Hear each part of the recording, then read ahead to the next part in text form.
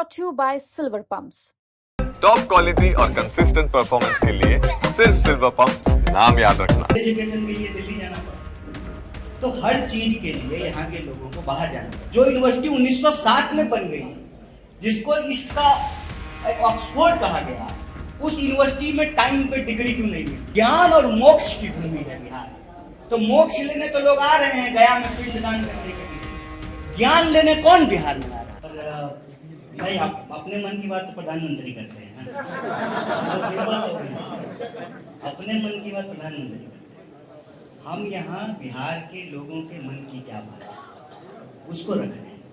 आपके मन में कई सारी चीजें हैं, कई सारे कयास हैं, वो अपनी जगह पे है। मुद्दा ये है कि आज आप बिहार के किसी चौक चौराहे पे चले जाइए, किसी से भी बात करें, तो कोई भी 1, 2, 3 मुद्दा पूछेंगे तो कोई बता देगा कि देखिए शिक्षा की हालत बहुत खराब है, लोगों को नौकरी नहीं मिल रही है। पटना में भी एम्स है, फिर भी दिल्ली एम्स में जा रहे हैं ना इलाज कराने, दोनों एम्स ही है।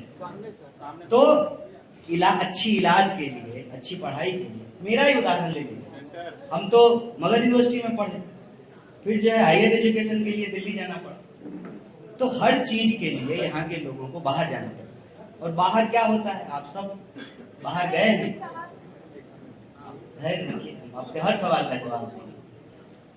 प्रेस कॉन्फ्रेंस कर रहे हैं तो सवाल का जवाब देते हैं, सवाल का जवाब नहीं देना है तो आप प्रधानमंत्री की तरफ प्रेस कॉन्फ्रेंस ही नहीं करते, है ना?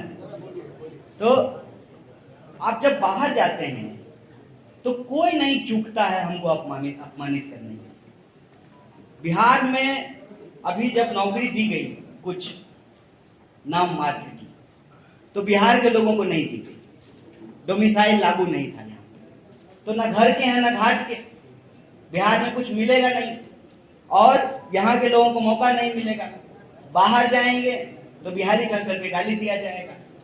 हम लोगों का मुख्य उद्देश्य ये है कि जब राजनीतिक विमर्श हो बिहार को लेकर के, तो ये नहीं हो कि कौन मुख्यमंत्री कौन प्रधानमंत्री, जिसके पास संख्या होगी वो मुख्यमंत्री बनेंगे, जिसके पास संख्या है वो प्रधानमंत्री बने हुए हैं। ये कोई रॉकेट साइंस तो नहीं है डेमोक्रेसी में, जिसको जनता मैंडेट देगी वो मुख्यमंत्री प्रधानमंत्री हो जाएंगे। सवाल ये है कि जनता जो वोट कर रही है उस जनता का क्या? जब हर कोई कह रहा है, आप भाजपा के लोगों से भी जाकर के बात कर लीजिए तो कहेगा कि पलायन बहुत बड़ा मुद्दा है, जेडीयू के लोगों से भी बात कर लीजिए, हर दल के लोग जब ये स्वीकार कर रहे हैं, हर नेता स्वीकार कर रहा है, हर पत्रकार स्वीकार कर रहा है, हर बिहार का नागरिक ये स्वीकार कर रहा है, तो आखिर उस धरती पर जहां एक से एक ऐतिहासिक चीजें हुई हैं, उस इतिहास की गौरव गाथा से बाहर निकल करके वर्तमान में उस गौरव को वापस करने के लिए कुछ क्यों नहीं होता? जो यूनिवर्सिटी 1907 में बन गई, जिसको इसका ऑक्सफोर्ड कहा गया, उस यूनिवर्सिटी में टाइम पे डिग्री क्यों नहीं मिल रही है? उस यूनिवर्सिटी के पढ़े हुए लोग देश के अलग अलग जगहों पर अच्छे पदों पर सुशोभित हैं, आज उस यूनिवर्सिटी की दुर्दशा क्यों है? नए विश्वविद्यालय क्यों नहीं बन रहे? नया कॉलेज क्यों नहीं खुल रहा है? रिक्तियों को क्यों नहीं भरा जा रहा है? जो शिक्षा ज्ञान की भूमि है, कहते हैं ना, बिहार के बारे में क्या कहा जाता है? ज्ञान और मोक्ष की भूमि है बिहार। तो मोक्ष लेने तो लोग आ रहे हैं गया में पिंडदान करने के लिए, ज्ञान लेने कौन बिहार में आ रहा है? वो धरती जो मनोहर दास को गांधी बना दिया, वो धरती जो बुद्ध को ज्ञान हुआ बिहार आकर, जहां पे अशोक पैदा हुआ, इतनी गौरवशाली परंपरा के बाद आज हम गाली कैसे बन गए? इसकी कोई तो वजह होगी।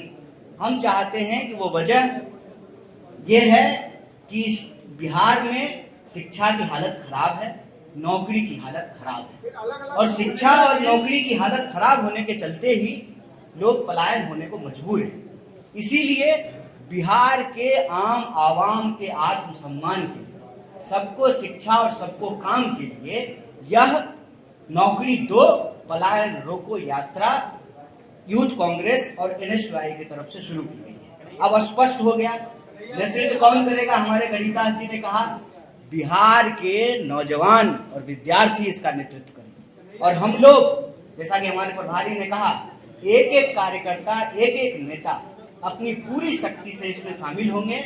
जहां तक आपका सवाल है राष्ट्रीय नेताओं का, समय समय पर राष्ट्रीय नेता भी यात्रा के अलग अलग पैच में जो हमारे नेता हैं बारी बारी से उसमें शामिल होते रहेंगे। बाकी जो एक प्रश्न आप एलाइज को लेकर के या दूसरे नेता ने जो यात्रा निकाला है उसको लेकर के है, अच्छी बात है।